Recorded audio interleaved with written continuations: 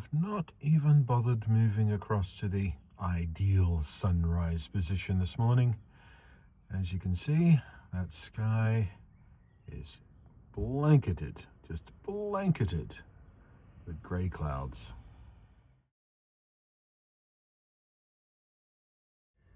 Gonna get on with the day now. Well, when I say get on with the day, there is nothing to get on with today. I don't have any inspections. Laundry's freshly done yesterday. I have no errands to run for anything else. I'm not running out of supplies. So, in lieu of stuff and things to do, we're going to have to find stuff and things to talk about. And I know just what I want to talk about. So, what I wanted to talk about was the Steam machine. It's been a fistful of days now since the wraps came offered. I did my initial impressions in a big, long, dedicated video all of its own about all the new Steam stuff that they announced.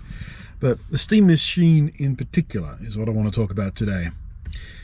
So, who is the Steam machine for?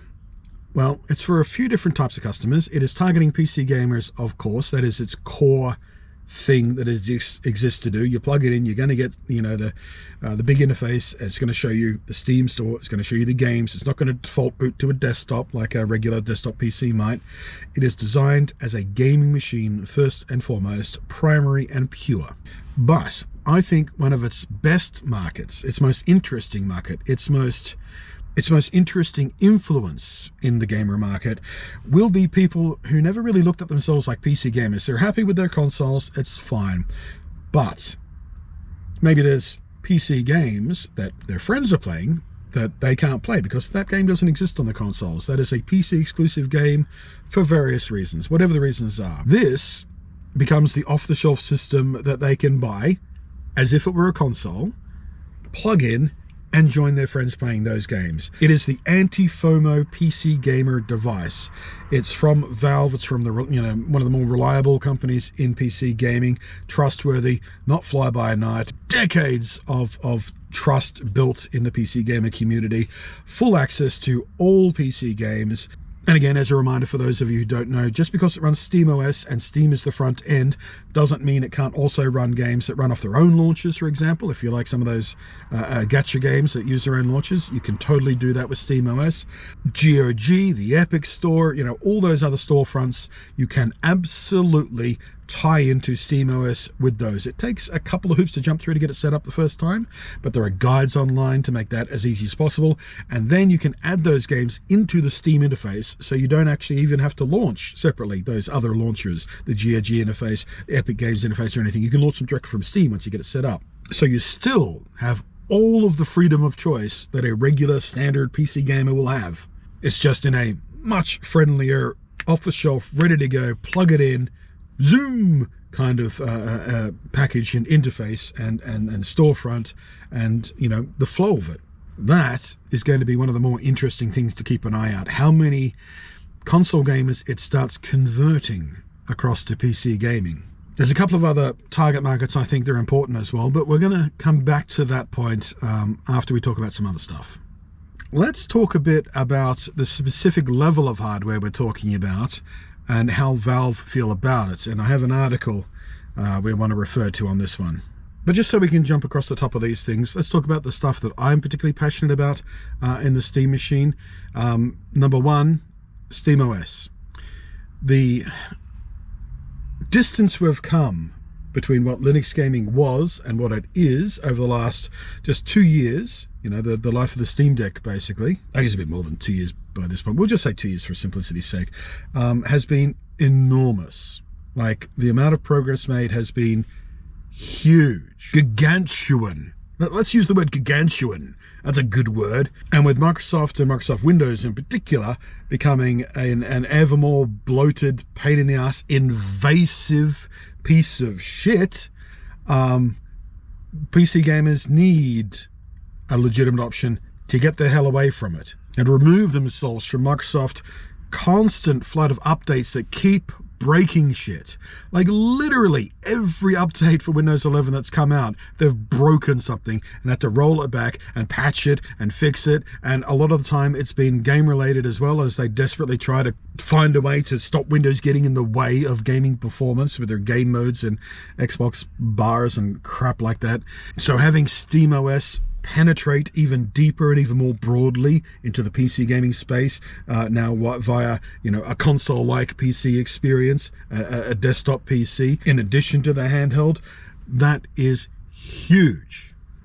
Having a piece of key single target hardware for developers is also huge. Making sure games ran on the Steam Deck was a surprisingly important thing for large chunks of the community. Every time a new game was coming out, the question was, will it still run on Steam Deck? So now we're going to have something like that on the desktop PC side of things as well.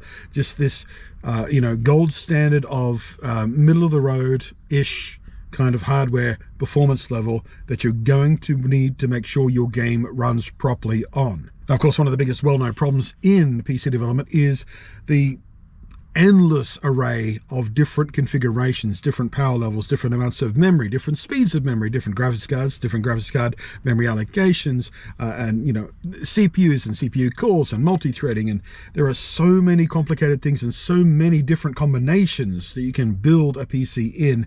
It can be very hard for developers to make sure performance is consistent, because you can only test for so many different configurations. You try and test for the most common configurations, but there's always going to be edge cases and little holes and missing spots, and we've seen what that does to PC game development. Sometimes it's very, very frustrating. So having a Steam Deck as this sort of golden egg example is going to be surprisingly important for PC game development and performance targeting. So between those things, I see a definite sea change that is going to roll across the gaming development side of things and the end user side of things, how we approach PC gaming, what we expect from it. But now let's have a talk about what one of Valve's own engineers, who was responsible, at least in part, for the project that became the Steam Machine. And this article I'm referring to is from notebookcheck.net. The headline reads, Valve engineer says Steam Machine performance beats 70% of PCs and can play all games. So there's a couple of big problems with that headline. We'll start at can play all games. No, it can't. There are games out there right now, games that just released, that we know for a fact are not going to run on the Steam Machine out of box, because it runs SteamOS, which is Linux based, and there are certain anti-cheat technologies that still do not run on Linux/SteamOS. Now, I will preface this with there are many anti-cheat systems and DRMs and whatnot that do perfectly work with SteamOS, but developers have to choose to use them. However, a lot of the ones certain developers are choosing to use are Windows specific, because Windows allows them to get at the lowest level of the system. Underneath all of the other security bits and pieces, it is a security concern for many people. And there are certain DRMs and certain anti-cheat systems that some people, if they see it present in a game, they will refuse to use that game because they do not want that stuff poking security holes in their system. Now, the legitimacy of the worry about actual security threat is a little more nebulous, but there are real concerns. Now, the problem on SteamOS is, well, Linux doesn't let you do that. Linux doesn't let things crawl that deeply underneath the hood to get at the absolute lowest level of stuff, because Linux is designed to be way more secure than Windows. Like, way more secure. Let's not pretend Linux is bulletproof, though. There are ever more bits of malware and viruses and whatnot targeting Linux as Linux has become more and more popular and more widely spread. But still, the point I'm making is, no, the Steam Machine out-of-box will not play all games. If you decide to nuke SteamOS and install Windows instead, which you can do, or you decide to dual boot between SteamOS and Windows, sure, technically the hardware is capable of playing quote-unquote all games. But yeah, you got to be careful when you make blanket statements like that to the press, because people will get the wrong idea very, very easily. And I can imagine very simply, day one, Steam machine comes home, you plug it in, and, you know, Battlefield or whatever doesn't work. I believe Battlefield is one of the ones that uses a anti-cheat system or DRM system or both that crawls at such a low level it will not run on Linux. Feel free to correct me on that. I haven't double checked that, but I'm pretty sure that one's one of the ones notorious for it. So let's dive into the article itself. According to a Valve engineer, the Steam Machine specs outclassed the most common PC configurations. The company relied on its own hardware surveys to choose the system's components. Even as an entry-level option, Valve claims that 4K 60 FPS performance is realistic despite a memory-limited GPU. So, the problems with that statement. 4K 60. Some games might run at that, yeah.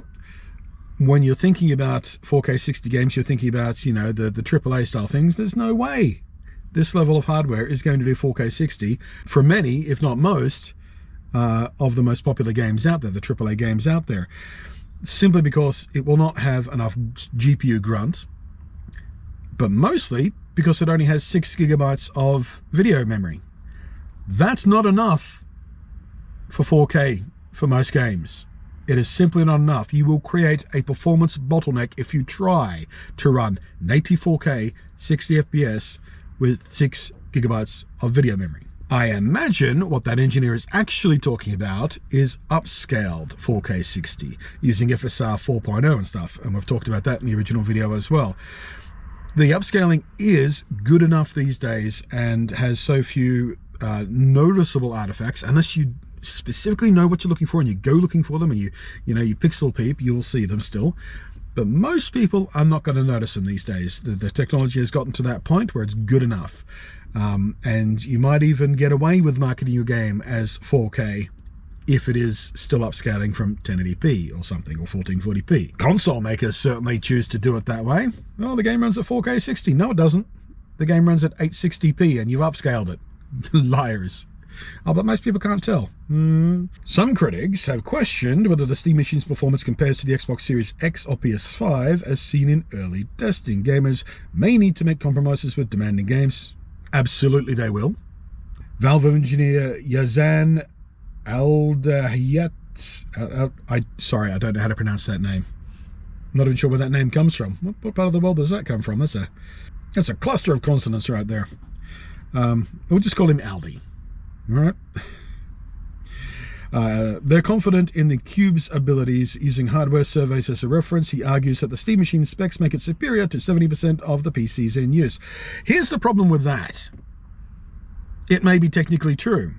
The Steam Machine's hardware may be better than 70% of what the Steam surveys report that PC gamers are using. So here's the thing. The Steam survey does not represent the majority of quote-unquote PC gamers. Actual, people who own a PC for gaming, at least as a partial primary purpose. The Steam Machine collects information from everything Steam is installed on, including things like internet cafes, which are very commonly comparatively underpowered machines, old machines that are in service for many, many years because they just run very basic, in certain parts of the world at least, years old MMOs that people sort of come to the cafes to play and mobile ports of games essentially, those gacha games and stuff with PC ports, that kind of stuff. And the internet cafes run very low-end hardware on very low-end screens at 1080p or less even, so they don't need very powerful GPUs, they don't need very much system memory, things like that. And that kind of thing heavily skews results, as well as collecting information from people who just, they might play casually, every now and again they boot up, The Sims or something. That's a bad example. Is Sims actually on Steam? I don't remember. I don't think it is. Whatever, you get my point. It's the same reason that surveys of gamers as a whole tend to, the demographics tend to be skewed heavily by people who call themselves gamers, but all they ever play is, match puzzle games on their phone. Those people aren't gamers in the sense that anyone self-identifying as a gamer would consider them to be. Playing Angry Birds when you're taking a shit doesn't make you a gamer.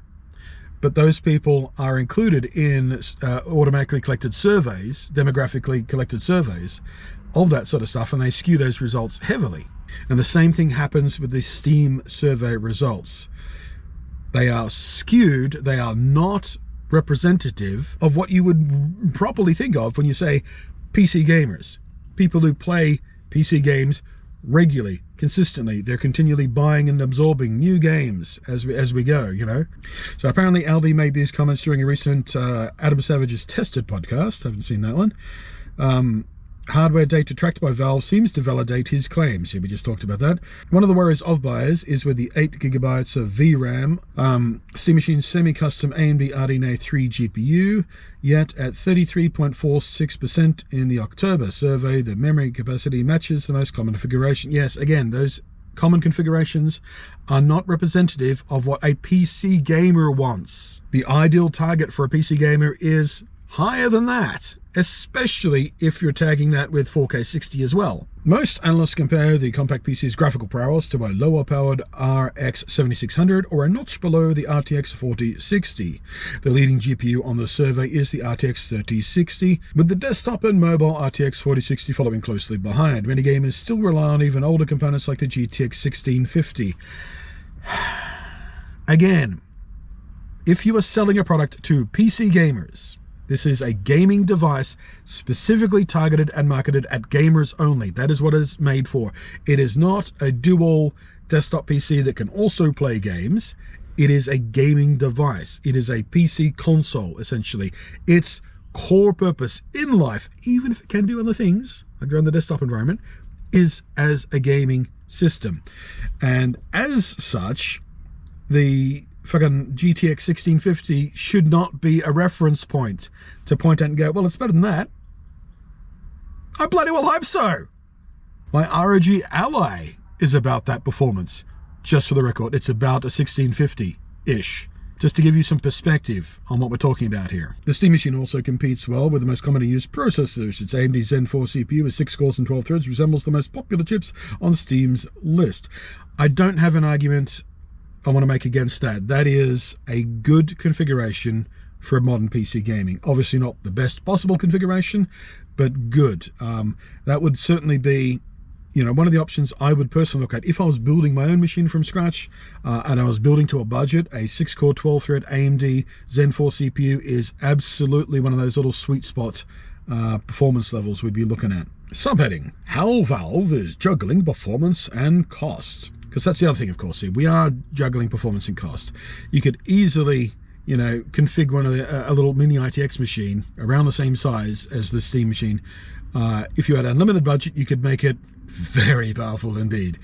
But because it is an off-the-shelf thing, you do have to target a price, just like the console manufacturers do. With the Steam machine, Aldi explains that Valve strive to balance performance with affordability, also keeping power consumption in mind. The system is not top-end, but rather is an entry-level device. That description may conflict with promises of 4K 60 visuals. Indeed. The survey shows that around 53% of respondents run titles at 1920 by 1080. Again, those results are going to be heavily skewed by people who aren't really or shouldn't really be considered PC gamers and shouldn't be a touch point for when you're designing a product for PC gamers. With 4K at just 4.65%. Once more, that number is kind of skewed of what would be considered a real PC gamer, but 4K is a lot less common than 1440p. 1440p, because of how cheap and accessible and numerous 1440p monitors are these days, especially with very high refresh rates, they're easily, you know, the best choice at the moment, because when you're looking at a 1080p to 1440p image, the difference is night and day, easily discernible. For a lot of people, at a regular viewing distance, when you're actually playing the game and not sort of pixel peeping, the difference between 1440p and 4K is a lot more difficult to see, especially if we're dealing with the, you know, slight mushiness that an upscaling process might bring as well. That can hide a lot of the differences when you're talking about that as well, when you're talking about 4K. Bring up from 1440p, for example. Yes, There is a difference. There is a very clear difference if you go looking for it. But most people, if they're just playing the game, they're usually going to pick 1440p at higher frame rates and higher refresh rates in particular, because that benefits the experience overall a lot more tangibly than extra pixels do.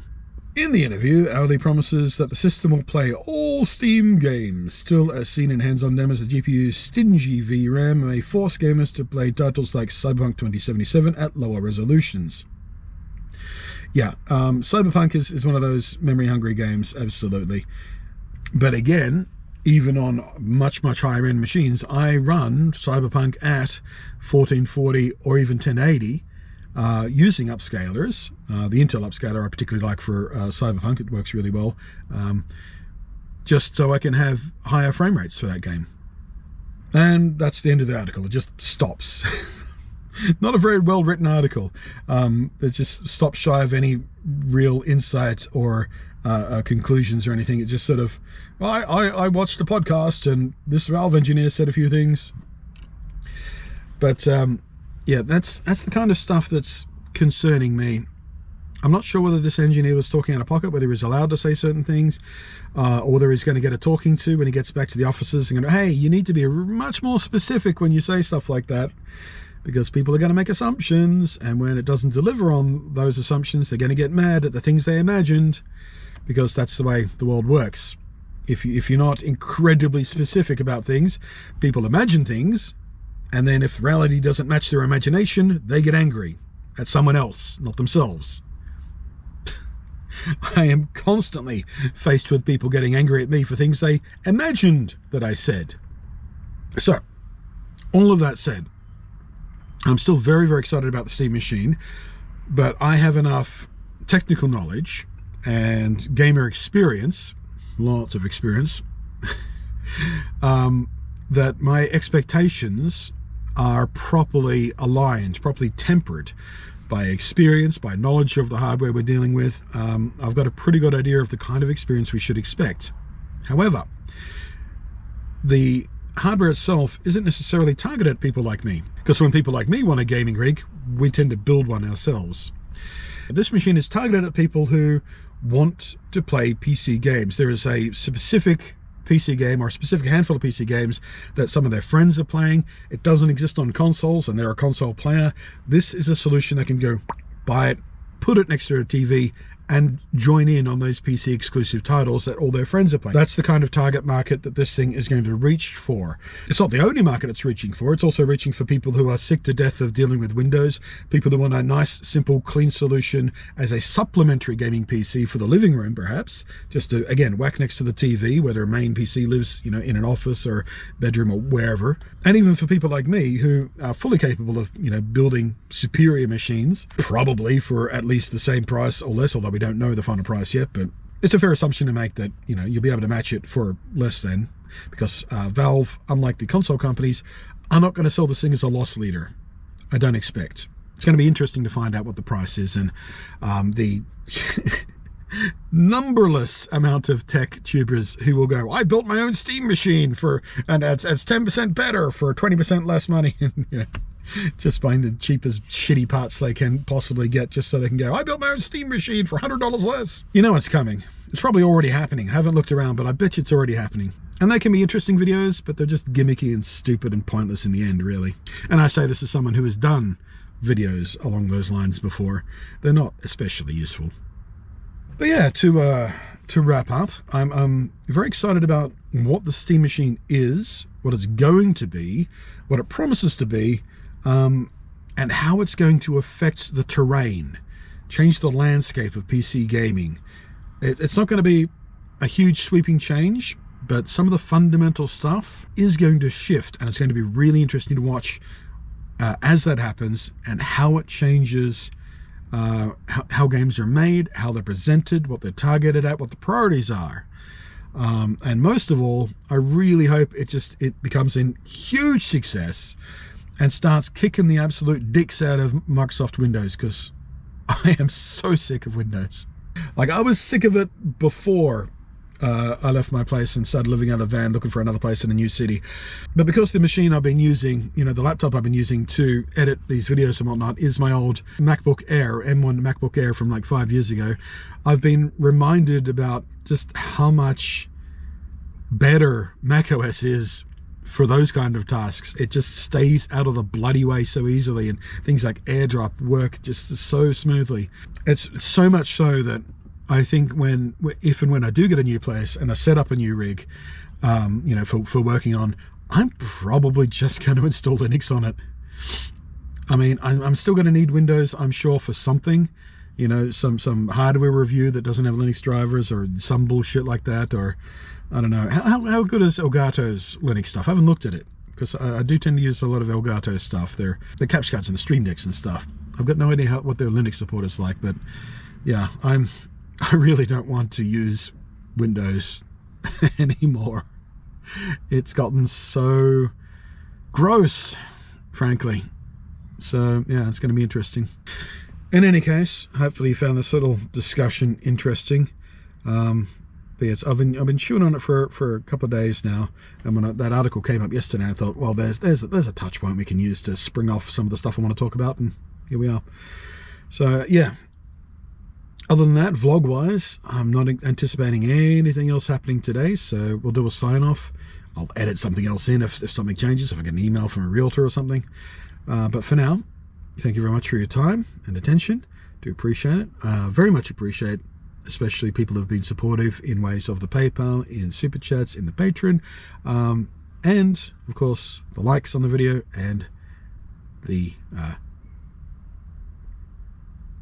I forgot the word comment for a second there. My brain just went, what's the word? Discussion, talks, chat, thing, comments. That's the one. I might need some sugar. Anyway, assuming this is the end of the video,